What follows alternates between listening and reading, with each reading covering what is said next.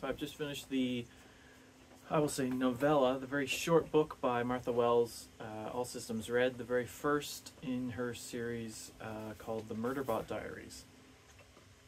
Now, first of all, it's very interesting because it is very short, but it has a very episodic feel to it. It very much just feels like a serial, sort of a very self-contained short story, not literal short story, but it's a story that is short relative to larger stories.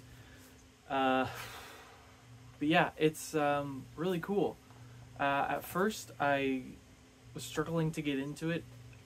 Like the first chapter or so had this sort of weird humor or something to it from the perspective of Murderbot that it really reminded me of Gideon the Ninth and sort of Gideon's perspective as someone who's like just wants to fight and isn't curious or sort of,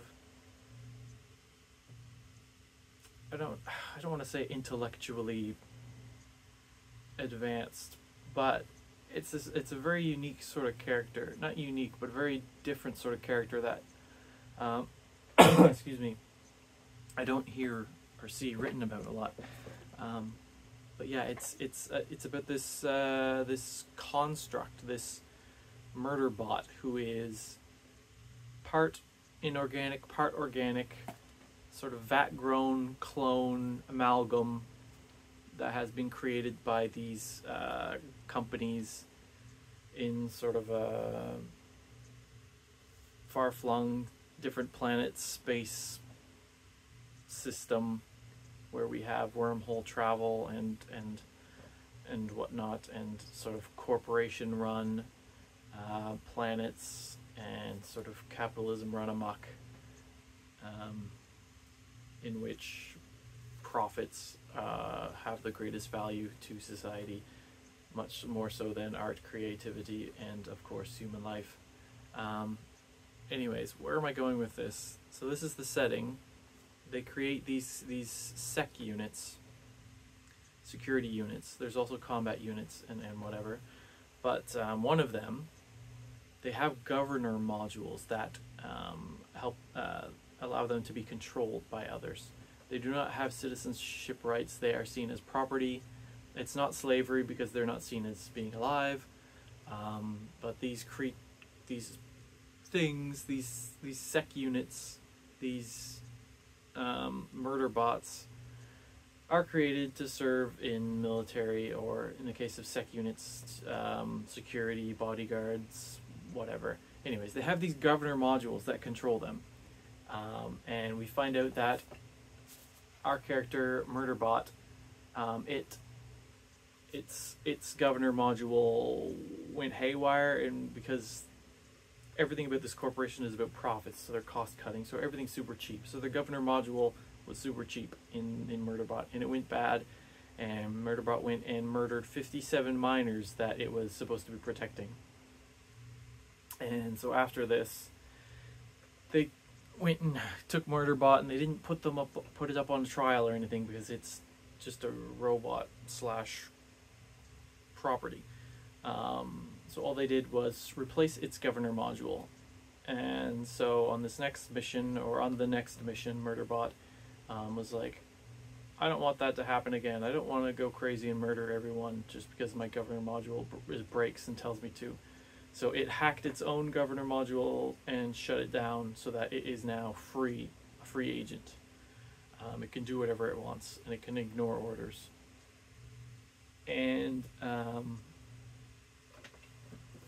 through this, we have our story takes place where over the course of the story, it's revealed to the humans that it's working for that it is a free agent, and it doesn't have to do what they tell it to, and it could kill them at any moment, but it doesn't. It does refer to itself as Murderbot, that's its preferred name, but it doesn't do any murdering. It's not actually a really murderous entity. So the story itself is just a pretty short story where various companies bid on the rights to survey a planet on this planet that we're on, there are 3 survey teams. The one that we follow, where Murderbot is sort of their sec unit, their protector, bodyguard, security unit. Another one that mysteriously gets wiped out, and then a third one is just the antagonist of this whole story. And the third one, people don't realize that they are there until the very end. So it starts out with them on this planet. Things start to go wrong. Things break down. They get attacked by a certain fauna. They notice that the information that they've been given prior to landing on the planet is false or is incomplete. There's sections of the map that are missing. So they go to the other survey team to try and ask them what's going on. Inside, they find everyone dead, murdered by their own sec units, their own murder bots. Our murder bot goes in and kills a couple other murder bots. And it seems like the murder bots went rogue, but then it's a conspiracy where there is this third survey team that has hacked these sec units and had them kill off the survey team. And the whole plot revolves around this third survey team trying to kill all the other survey teams so that they have exclusive rights to the planet. Because the missing sections of the map were caused by some sort of anomalies being buried in these sections. And it turns out that this planet isn't just a planet to be extracted for resources. It was once an alien intelligent life civilization planet, and whatever remnants of that civilization are now buried. And in the sort of law of this universe, if there are ancient alien artifacts on the planet, then companies can't build on it for its resources. It has to be given out to archaeological survey teams to do proper scientific and historical research. But this third survey team wants the planet for themselves because they want to excavate and sell these artifacts on the black market, because it's a huge, very profitable black market for alien artifacts. So I love the whole ancient aliens, alien civilization, artifact, archaeology perspective, but that's just sort of a sideline. They don't go into that. So our story revolves around Murderbot. Because it's a free agent, it's able to solve the problems and manage to work with its humans to defeat the third survey team and use their base to launch the beacon to call in the company to come pick them up.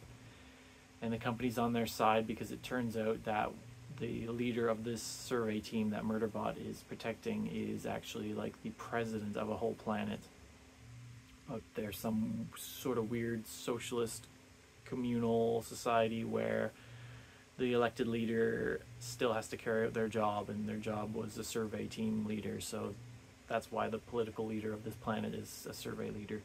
Anyways, and because they have such high political status, the sort of conspiracy of this third survey team trying to shut everything down falls through, and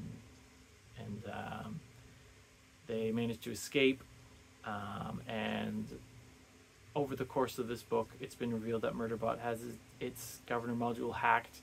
At first, people are kind of skeptical of it, but it just so happens that this group of humans from this sort of political planet, they're very liberal and open-minded, and robots have citizenship rights where they're from. So they decide to buy Murderbot's contract at the end of this story, and it's like a happy ending where Murderbot will get to go off and live on this sort of farming planet and be able to live and learn and do whatever it pleases. And it's at this point where my favorite part of the story, where Murderbot's now free, and wow, what a happy ending. But instead they sneak off, steal like someone's outfit, and hitch a ride on an unmanned spacecraft into parts unknown to sort of live their own life. Because sure, they're free, but they're not really free because they're still going to be part of this other society. So sort of not out of the frying pan into the fire, out of the frying pan into a much nicer place that is still refining, refraining, confining. Anyways, so that's kind of the plot. I feel like that was all over the place, and there was something I was trying to get to at the first that I totally forgot and didn't get to. But yeah, the humor in it. Murderbot itself, it has like extreme social anxiety, I believe, and I don't know if that's a personality trait or if that's sort of a sec unit robot.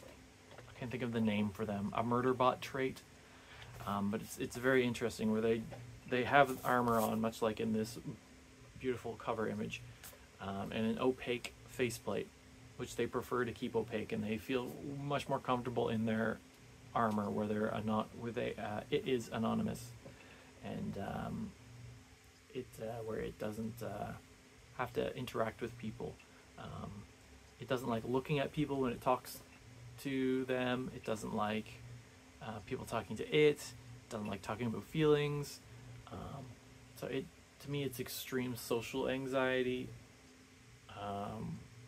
or introvertedness, or something. I don't think it's an autism spectrum. It might be. And another of quirks of Murderbots is that it likes to watch TV. It like downloads copious amounts of this television serial. I don't know if it's like a soap opera in space or something. That's sort of the vibe I got. Is they just wanted to, all they want to do is sit sort of in their cubicle and watch TV. Like very much sort of like, I don't want to isolate any communities, but you know, the sort of person that doesn't want to do anything and just wants to sit and mindlessly consume media. That's Murderbot. So yeah, at first it was hard to get into, but not hard to get into, but I was like, this isn't as good as I heard it was going to be. But now that it's really short, and I think the others in this series are also very short, and if that's the case, I think they're very easy to just like one day sit down and read through them.